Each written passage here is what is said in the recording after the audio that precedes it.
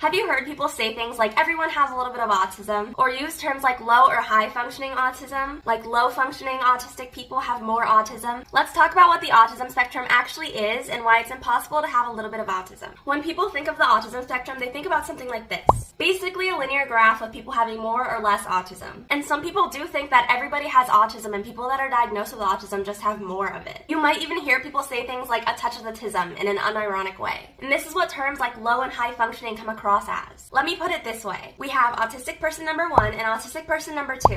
Autistic person number 1 can make eye contact sometimes understands body language, sometimes understands jokes and sarcasm, is hyperverbal and talks a lot, doesn't have many public shutdowns or meltdowns, doesn't stim around other people, is a straight A student, and has friends and romantic relationships. You can assume this person doesn't look or seem very autistic. They are neurotypical passing and are therefore labeled as high functioning. Autistic person number 2 often can't go to stores alone, often can't tolerate being touched, often forgets to shower and eat, cannot hear people speaking if there's any distracting noise, gets disoriented with sensory overload, like in stores, school, or even walking down the street, can't maintain focus enough to do simple tasks like homework or watching a show, goes non-speaking for random periods of time, and flunks any class when an unexpected change occurs, like if a teacher is out sick. You can assume that this person will most likely never function independently, struggle to complete college or maintain a job, and appears to have low functioning autism. And here's the plot twist. Both of these people are me. Autistic people labeled as high functioning are expected to mask and present themselves a certain way, which can lead to loss in identity and increased meltdowns later in life. People labeled as low functioning are confined into a box which prevents their incredible abilities and capabilities from being seen and appreciated. Society simply tells us whether the way we display our autism is acceptable to them or not. And that's not okay. Autistic brains are completely different than allistic brains. And if you haven't heard the term allistic before, allistic means not autistic. Neurotypical means not neurodivergent. It is impossible to have a little bit of autism and all autistic people have the same amount of autism. The spectrum actually looks like this. A pie chart with many different autistic traits. A lot of pie charts are organized differently but tend to include things like social differences and difficulties, special interests or hyperfixations, stimming or repetitive behavior, sensory issues and sensitivities, emotional regulation, which is basically the ability to respond to demands or experience a range of emotions, perception, like seeing with meaning. An example is like an autistic person is looking at the trees but not at the forest. Executive functioning, like time management, organizational abilities, and critical thinking, and motor difficulties, like delay in movement, posture, and coordination. Every autistic person is different, so each pie chart is different for each individual autistic person. The more the pie slice is filled, the more the individual struggles with that specific trait. Some slices may be entirely filled and some may be empty. We all display our traits and characteristics differently, which is why